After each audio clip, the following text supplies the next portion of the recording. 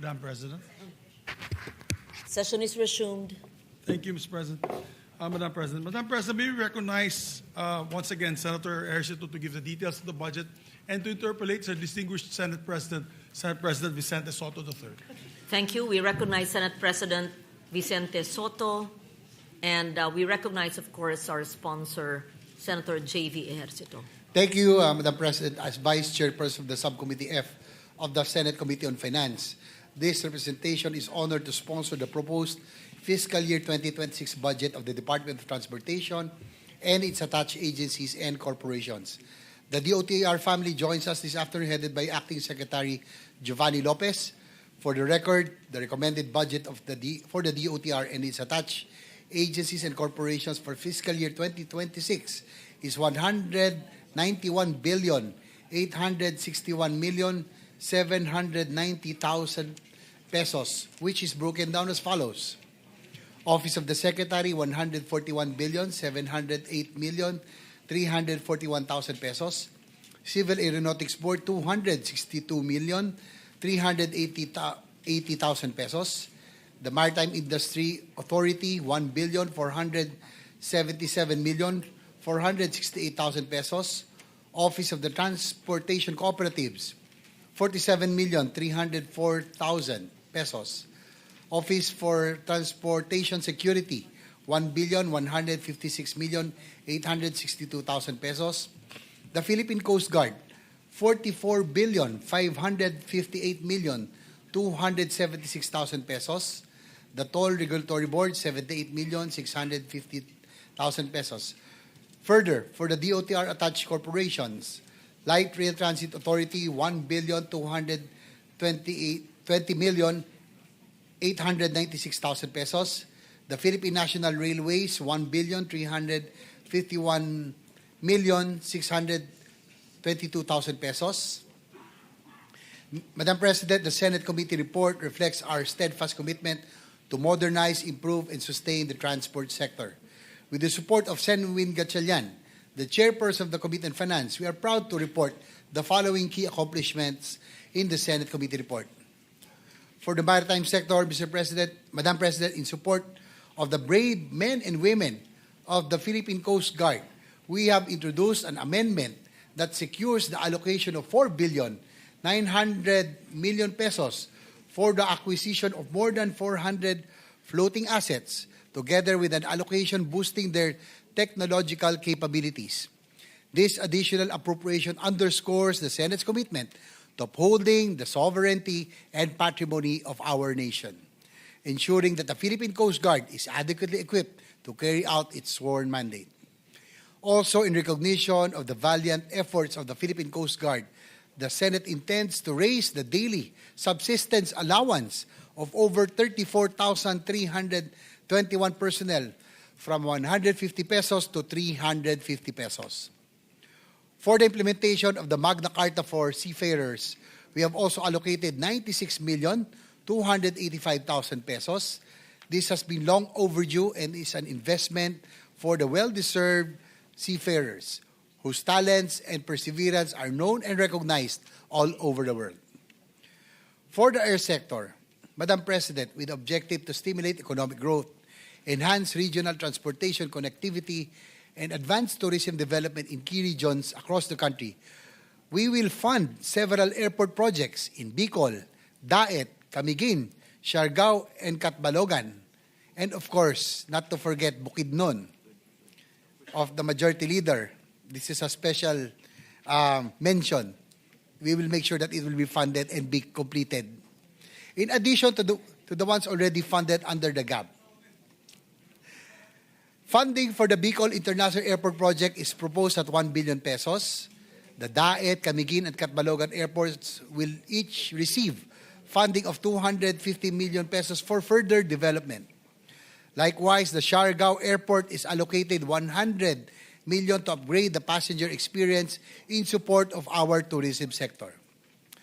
For the rail sector, Madam President, for the railway sector, we continue to ensure that the funding for foreign-assisted projects remains under the program appropriations, while also committing to expedite the release of funds under the unprogrammed appropriations to accelerate the completion of our major rail infrastructure projects.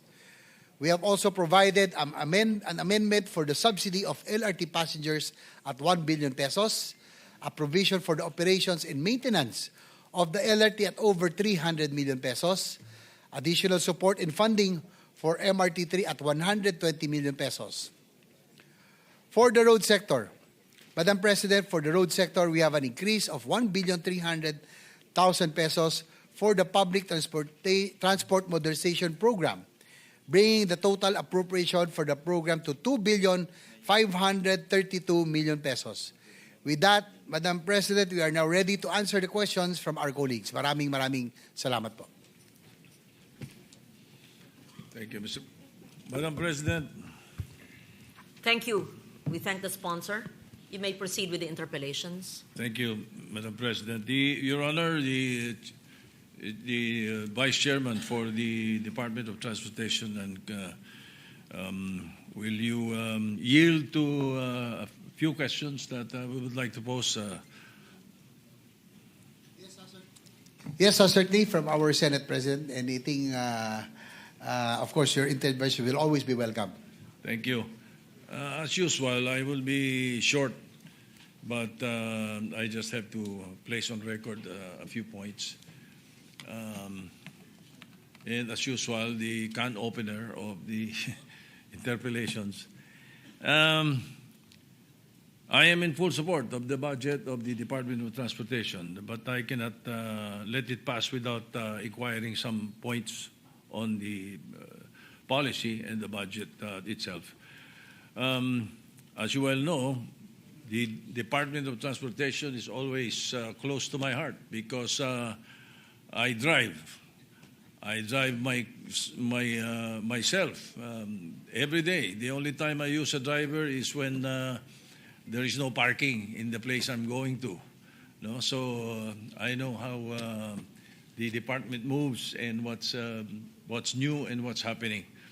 And by the way, the suspicion of the majority leader is unfounded that I drive myself and I have no driver because I'm hiding or I'm hiding something, you know. As a matter of fact, all my cars have no tint. It's untinted. Kaya malinis. What? All right. Anyway, thank you.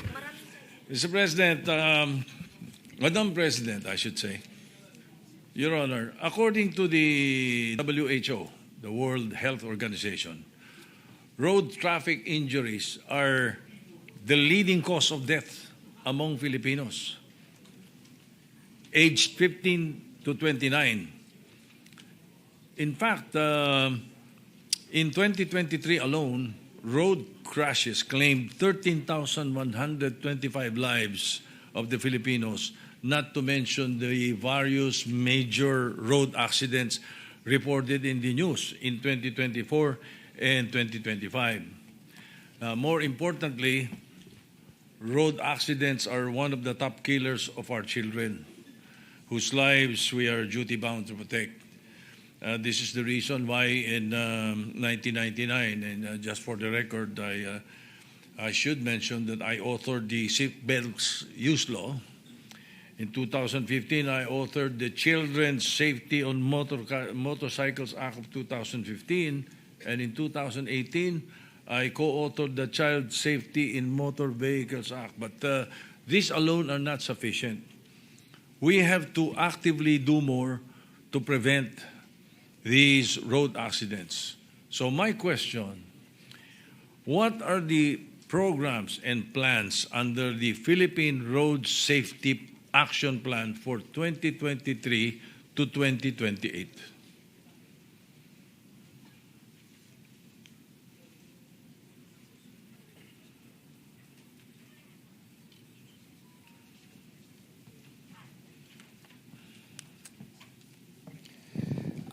Madam President, we agree with the Senate President because if anyone here knows what the real situation on the ground, on the road, it's you because you really drive yourself, no? But unfortunately, road crashes, no, yung accidents still reached 13,000 last year, as you mentioned. But there are some measures that we have passed in the Senate, no, yung child safety and the speed limiters law, which we also passed. I think this has really helped a lot because before there are a lot of buses, especially those that travel long distances.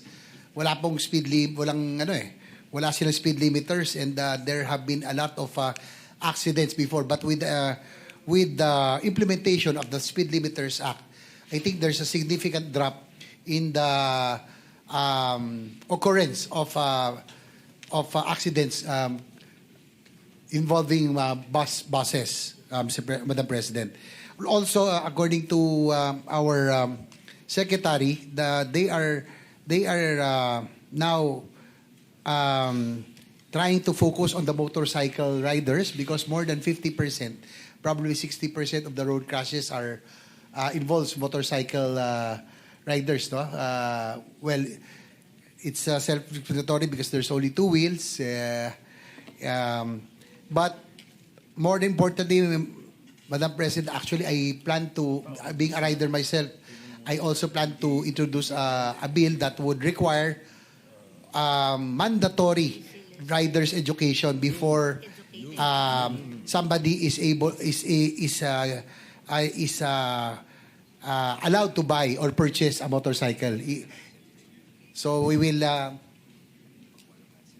and also getting the license, no? Iba kasi yung lisensya ng motor, that's a different type. So the LTO will now DOTr and LTO will now require riders education before they are able to avail of the license that will allow them to ride motorcycle, Madam President. So these are the long-term plans, Madam President. I think the introduction of the riders education, the mandatory riders education before any purchase of motorcycle and issuance of license will be very helpful in case we are able to pass this measure. Yes, I agree. And I hope that is included in the Philippine Road Safety Action Plan, no? For 2023 to 2028 in your program, okay? So again, will that include medyo stricter giving out of licenses by LTO? Ano, yung pagkuha ng lisensya hindi kasi dali nung araw. Nung araw napakadali. As a matter of fact, there were some years ago that marami nagalit sa akin. Sabi ko, pagka naghigpit uli ang LTO ng pagkuha ng lisensya at gayahin yung katulad ng pagkuha ng lisensya sa ibang bansa, katulad sa Amerika, ulitan. Lahat na magbe-birthday, panibago uli. Na, yun ang suggestion ko some years back. And I said, I guarantee that 50% of the drivers will fail. Di ba? Ay ganun kadali kumuha ng lisensya nung araw. So hopefully, kasama sa action plan ninyo na yun, Riders Education Program, at hindi lang education program nagpapatakbo, dapat may konting, kumbaga sa yung sinasabi ninyo sa mga taxi driver, di ba? Ayaw nyo ng nakakamiseta or hindi ba, kailangan maayos ang pananamit. Ganon din sa mga riders. Dami ko nakakasabay, nakachinelas Papanong, di ba? Papanong makakakilos ng matinuyan kung nakachinelas? At hindi nasisita. No? So, I hope that is included in your road safety action plan. Well-educated drivers na yung sumusunod sa isang araw nagrereklamo sa akin yung aking political officer, si Hatch. Sabi niya, bakit itong mga driver natin hindi nakakaintindi nung isa-isa? Hindi ba? Hindi nakakaintindi nung isa-isa. Basta singitan na singitan. Talagang and I experience it daily. I do not have motorcycle escorts, but I can see the motorcycle riders, and it's pandemonium most of the time. So Kaya nagiging ganyan ang mga aksidente because of these actions or these things that happen. So again, hopefully, that will be included, in your road safety plan. Do we get that assurance, Your Honor?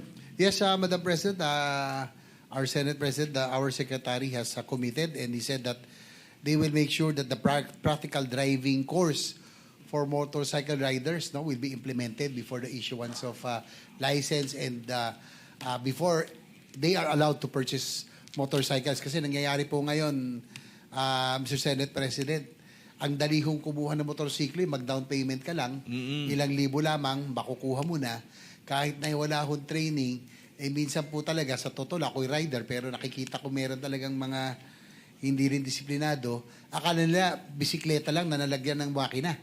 Kaya nagiging delikado. Kaya I think this introduction of mandatory training for motorcycle riders will be a big step towards road safety. And also, meron pang suggestion that aside from sa DepEd po sana, aside from the GMRC now that being implemented, that yung pong traffic rules, regulations, and etiquette be also included in the courses para alam na po ng mga tao kahit na hindi po sila motorista, they know the traffic rules and for safety reasons as well. At saka, pero ngayon yan yung mga kasama sa road safety plan nyo. Paano yung mga dati na? May mga dati na may mga lisensya, dati na mga nagmamaneho. Hindi ba dapat medyo higpitan nyo ng konti? Di ba? In coordination with the traffic management, the LTO itself and traffic management, dapat higpitan nyo ng konti, paghuhulihin yung lumalabag. Para madala. Kaya mababait magmaneho ang mga Pilipino in other places dahil mahigpit dun doon medyo hindi ka huminto sa stop sign. Huli ka agad ticket ka. Kung hindi man, yari ka rin sa Saka masunurin po sa CCTV. ibang bansa. Sa ibang bansa, masunurin. Pag dito, bastusan di ba? Talagang, so, higpitan lang. Higpitan nyo lalo. Palagay ko, baka makaiwas tayo sa mga malalaking aksidente. Yes, Madam President, Mr. Senate President, Secretary Lopez said that they will have, they'll make sure that the enforcement will be stricter this time, and they will employ a merit and demerit system na talagang pag ikaw frequent violator, wala na, your license can be suspended or even canceled. Yan, tama yan because iba yung nag-iigpit ako nagpapahuli. Mga 3 beses na ako huli na speeding sa sa NLEX tsaka sa SLEX nagpapahuli ko. Masarap po kasi drive yung kotse niya, SP. Minsan lumalampas Hindi, may mga babagal lang kasi, kaya nilalampasan ko. Ngayon, nakakatawa nga minsan may anecdote si Senator Lacson. Sayang, wala pa siya rito sa taas nahuli si Senator Lacson sa Skyway.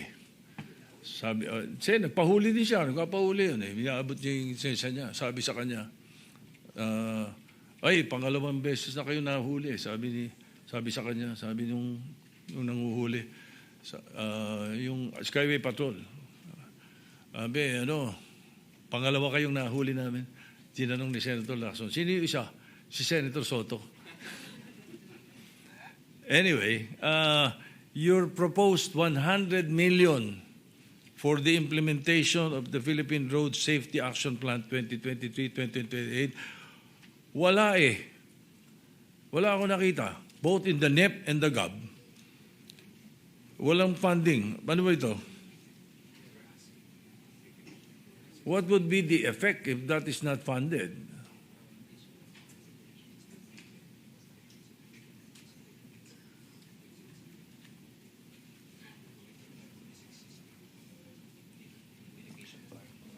Unfortunately, Mr. Senate President, hindi nga ho ito na ibigay. But according to our secretary, they cannot intensify itong new efforts that they would want to introduce. Yung po mga nabanggit natin.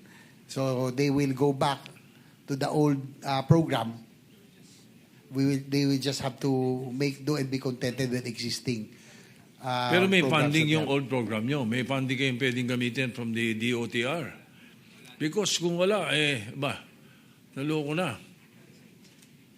Unfortunately, wala akong funding, SP. We must take a look at this at this point. Chairman There- of the Committee on Finance, hopefully may look into this. Baka mayroong pagkukunan din doon sa kanila proper, di ba?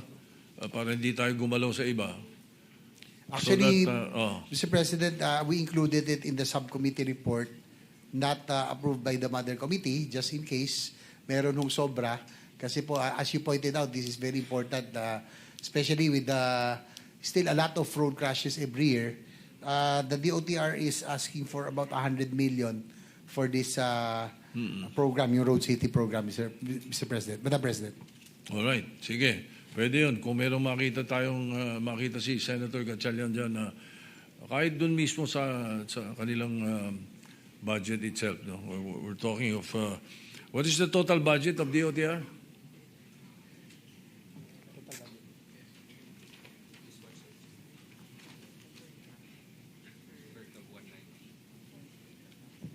Per GAB is 190 billion. 190 billion. Yeah.